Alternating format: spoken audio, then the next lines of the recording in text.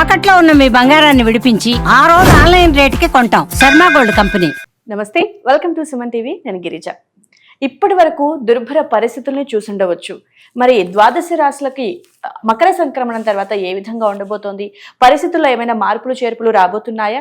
ఒకవేళ మార్పులు చేర్పులు జరిగినప్పుడు ఏమైనా సమస్యలు ఉన్నప్పుడు మంచి పరిహారాలు కూడా తెలియాలి కదా.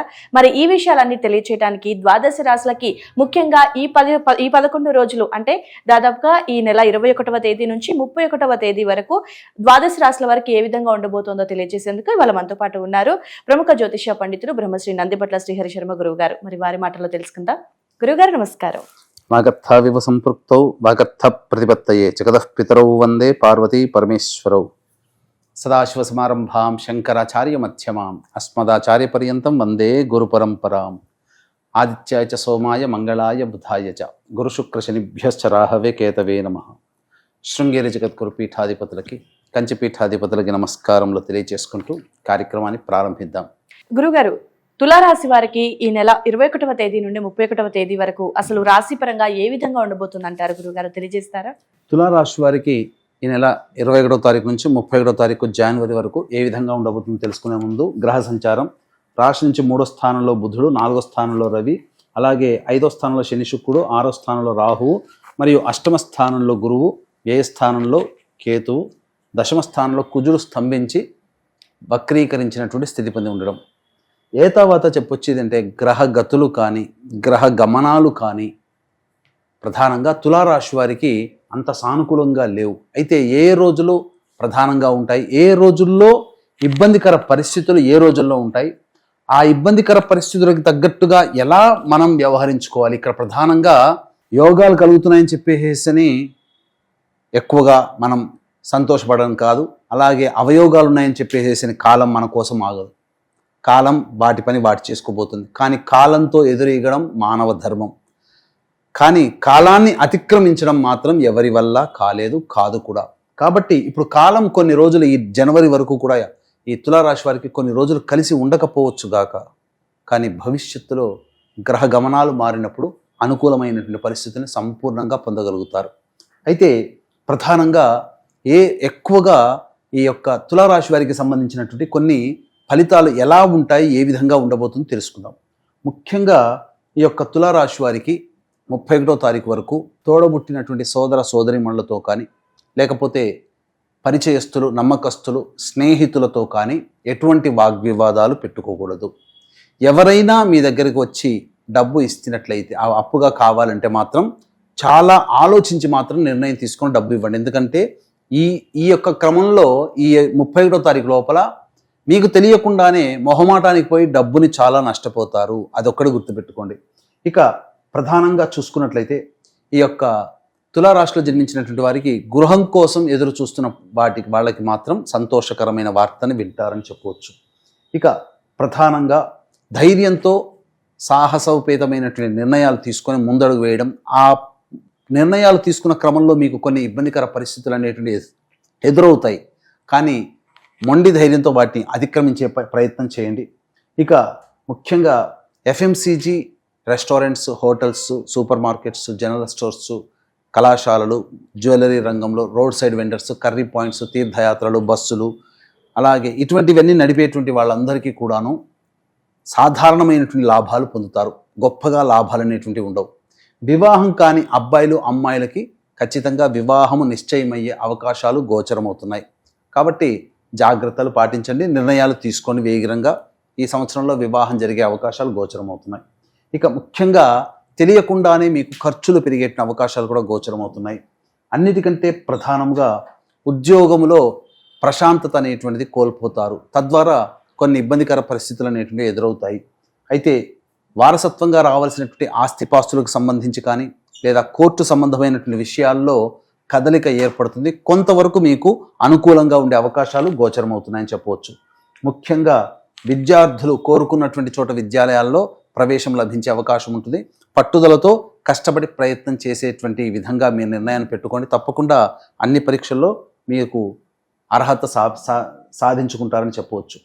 ఇక ప్రధానంగా ఈ యొక్క తులారాశిలో జన్మించినటువంటి లాయర్లు, జడ్జిలు కానీ లేకపోతే రియల్ ఎస్టేట్ ఏజెంట్స్లు, భూ సంబంధమైనటువంటి వ్యాపారాలు చేసేవాళ్ళు, రైతులు, వీళ్ళకందరికీ కూడాను సాధారణమైనటువంటి ఫలితాలే కలుగుతాయి. ముఖ్యంగా కొత్త ప్రాజెక్టులు ఏవైనా కానీ తీసుకునేటప్పుడు ఆలోచన చేసి నిర్ణయం తీసుకోండి. ఏ విధమైనటువంటి గొప్పలకి పోయి మీరు ఇబ్బందికర పరిస్థితులు కొని తెచ్చుకోకండి.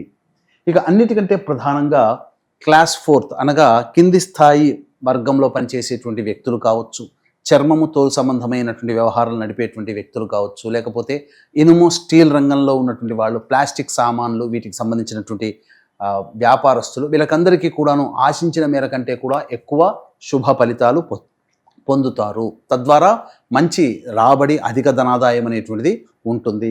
కుల వృత్తులు, వ్యాపారస్తులు జాగ్రత్తలు పాటించండి. ముఖ్యంగా గమనించుకున్నట్లయితే ఈ యొక్క తులారాశి వారికి ఉన్నటువంటి 11 రోజుల్లో ఒక 4 రోజులు మాత్రము ఆదాయపరంగా కావచ్చు, అలాగే శుభయోగాల పరంగా కావచ్చు మంచిగా ఉంటుంది. మిగతా 7 రోజుల పాటు జాగ్రత్తలు పాటించాల్సినటువంటి పరిస్థితి. ఆ 7 రోజుల్లో ఏ విధంగా ఉండబోతాయి, ముఖ్యంగా మనకు గమనించుకున్నట్లయితే గత కొంతకాలంగా ఏ రోజుల్లో ఆదాయం బాగుంటుంది, ఏ రోజుల్లో ఖర్చులు అధికంగా ఉంటాయనే విషయాల గురించి మనం తెలియజేసుకుంటున్నాం.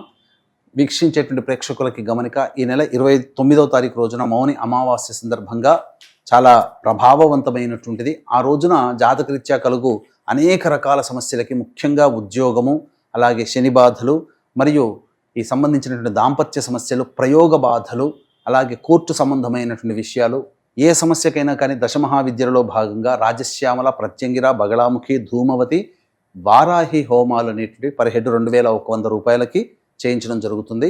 మధ్యాహ్నం 3 గంటలకి కార్యక్రమం ప్రారంభమవుతుంది. 31వ తారీఖు రోజున 12 గంటల లోపల మీ గోత్రనామాదులు నమోదు చేసుకోవచ్చు. ఇక గమనించుకున్నట్లయితే 21వ తారీఖు రోజున మానసిక ప్రశాంతత లోపిస్తుంది. ముఖ్యంగా ఖర్చులు కూడా అధికంగా ఉంటాయి. ఏ పని చేయాలన్నా ఆసక్తి అనేటువంటిది ఉండదు. ఇక 22, 23వ తారీఖులో చూసుకున్నట్లయితే మీరు ప్రధానంగా పెండింగ్ పనులని పూర్తి చేసుకుంటారు.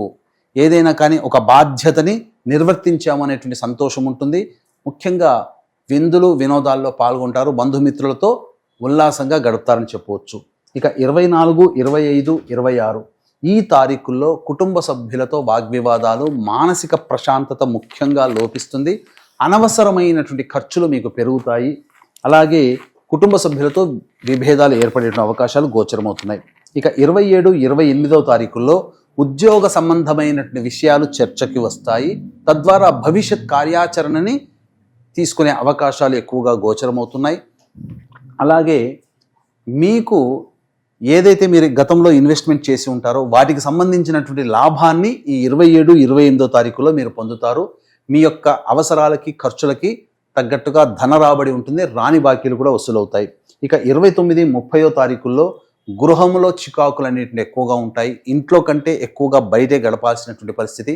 గృహ మరమ్మతులు, వాహన మరమ్మతులు, అలాగే తల్లిగారి ఆరోగ్యం పట్ల శ్రద్ధ వహించాల్సినటువంటి మరమ్మతుల కోసం ఎక్కువగా ఖర్చు చేస్తారు. అలాగే వాహనాన్ని నడిపేటప్పుడు జాగ్రత్తలు పాటించాలి.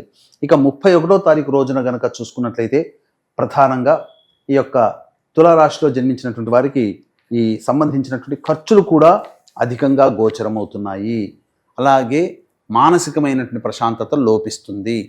ఇది ఈ యొక్క తులారాశి వారికి సంబంధించి 21వ తారీఖు నుంచి 31వ తారీఖు వరకు జాగ్రత్తలు పాటించాల్సినటువంటి పరిస్థితులు. ముఖ్యంగా 21వ తారీఖు రోజున, అలాగే 24, 25, 26 తారీఖులో ఖర్చులు అధికంగా ఉంటాయి. ఆ యొక్క ఖర్చుల్ని వాయిదా వేసుకోవడం చాలా మంచిదని గమనించాలి. ఓకే గురుగారు, సో ఆల్మోస్ట్ మనం కనుక చూసుకుంటే తులారాశిలో ఒక 4 రోజులు మాత్రమే 11 రోజుల్లో బాగుంది అని తెలియజేశారు. సో మిగతా రోజులన్నీ కూడా కాస్త సమస్యలతో కూడుకున్నదే కావచ్చు. సో మరి గురుగారు ఈ పరిస్థితుల నుంచి గట్టెక్కడానికి మంచి పరిహారాన్ని తెలియజేస్తారా తులారాశి వారికి సంబంధించి? ఈ యొక్క సమస్యల నుంచి బయటపడడం కోసం ఈ 11 రోజుల పాటు ఇంద్రకృత లక్ష్మీ స్తోత్రము మరియు దత్త అష్టకము రోజుకి 3 సార్లు కనుక పఠించినట్లయితే చాలా సమస్యలు పరిష్కరించబడతాయి.